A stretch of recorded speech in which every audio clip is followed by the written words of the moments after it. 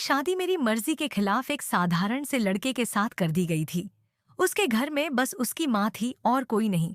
शादी में उसे बहुत सारे उपहार और पैसे मिले थे, पर मेरा दिल कहीं और था। मैं किसी और से प्यार करती थी और वो भी मुझसे। लेकिन किस्मत ने मुझे यहाँ ला दिया, अपने ससुराल। शादी की पहली रात जब वो दूध लेकर आया, मैंने उससे पूछा, एक पत्नी की मर्जी के बिना पति उसे छुए तो उसे बलात्कार कहते हैं या हक?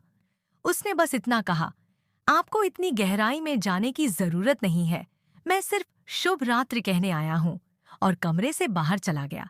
मैं सोच रही थी कि झगड़ा हो जाए ताकि मैं इस अनचाहे रिश्ते से छुटकारा पा सकूं, मगर ऐसा कुछ नहीं हुआ। मैं उस घर में रहकर भी घर का कोई काम नहीं करती थी। दिन भर ऑनलाइन रहती और न जाने किस किस से बातें करती। उसकी माँ बिना किसी शिकायत के घर का सारा काम करती रहती और उसके चेहरे पर हमेशा एक मुस्कान होती। मेरे पति एक साधारण कंपनी में काम करते थे, बेहद मेहनती और ईमानदार। हमारी शादी को 1 महीना हो चुका था, लेकिन हम पति पत्नी की तरह कभी साथ नहीं सोए थे।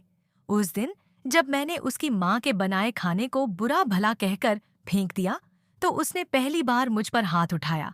बस मुझे वही चाहिए था, एक बहाना झगड़े का। मैं पैर पटकते हुए घर से निकल गई, अपने पुराने प्यार से मिलने। वो मुझसे कहता, कब तक यहाँ रहोगी? चलो भाग चलते हैं कहीं दूर। पर सच तो ये था कि मेरे पास कुछ भी नहीं था और वो खाली हाथ भागने को तैयार नहीं था। फिर एक दिन मेरे ससुराल में एक घटना घटी। मैंने पहली बार अपने पति की अलमारी खोली। उसमें मेरा बैंक पासबुक, एटीएम कार्ड और वो सारे गहने थे जो मेरे घरवालों ने मुझसे छीन लिए थे। मुझे ये सब देखकर झटका लगा।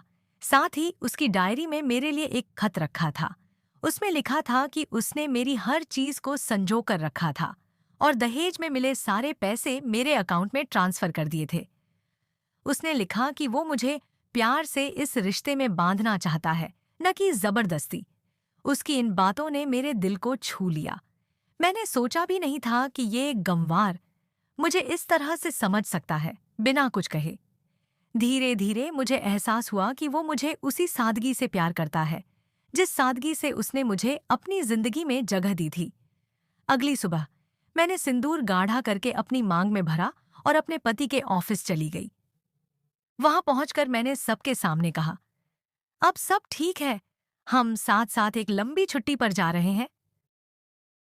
उस दिन मुझे समझ आया कि जिन फैसलों को मैं गलत मानती थी, वही मेरे लिए सबसे सही थे। मेरे माँ बाप ने मेरे लिए जो भी किया, वो सिर्फ मेरे भले के लिए था।